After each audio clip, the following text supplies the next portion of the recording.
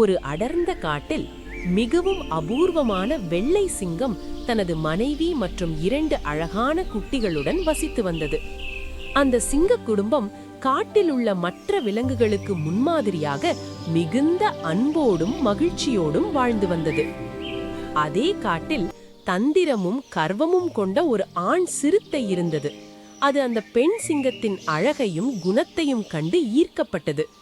எப்படியாவது அந்த பெண் சிங்கத்தை கவர்ந்து தன்வசப்படுத்த வேண்டும் என்று ஒரு திட்டம் தீட்டியது. எனது அன்பு செல்லங்களே, அப்பா இப்போது வேட்டைக்கு செல்கிறேன். நீங்கள் தாயுடன் கவனமாக இருங்கள். சரி அப்பா, பாதுகாப்பாக இருங்க. ஒரு நாள் ஆண் சிங்கம் வேட்டைக்கு சென்றிருந்த சமயம் பார்த்து அந்த சிறுத்தை பெண் சிங்கத்தின் முன்னால் வந்து நின்றது. சிறுத்தை மிகவும் நயமாக பேசத் தொடங்கியது. நீ ஏன் இந்த வெள்ளை சிங்கத்தோடு ஒரு சாதாரண குகையில் வாழ்ந்து உன் காலத்தை கழிக்கிறாய்?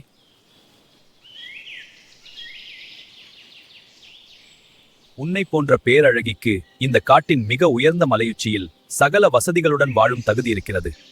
என்னுடன் வந்துவிடு, உன்னை நான் ராணி போல பார்த்துக் கொள்வேன் என்று ஆசை வார்த்தைகளை கூறியது. சிறுத்தையின் பேச்சை கேட்ட பெண் சிங்கம் சற்றும் தடுமாறவில்லை. சிறுத்தையே, நீ சொல்லும் வசதிகளும் மலையுச்சியும் எனக்கு தேவையில்லை.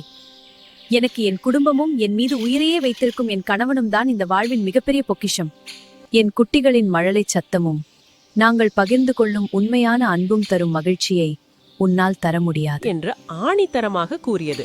உண்மையான அன்பை விட்டுவிட்டு ஆடம்பரத்திற்காக அலைவது ஒருபோதும் நிம்மதியை தராது. எனது கணவன்தான் எனது வாழ்வின் உண்மையான பொக்கிஷம். தன் தந்திரம் பலிக்காததை உணர்ந்த சிறுத்தை வெட்கி தலைகுனிந்து அவ்விடத்தை விட்டு ஓடி மறைந்தது. பெண் சிங்கம் தன் குட்டிகளை அணைத்துக் கொண்டு தன் கணவனின் வருகைக்காக காத்திருந்தது. நீதி: வெளிப்புற தோற்றத்திற்கும் ஆடம்பரத்திற்கும் மயங்காமல் உண்மையான அன்பையும் குடும்ப உறவையும் மதிப்பதே ஒருவருக்கு கிடைக்கும் மிகப்பெரிய செல்வம்.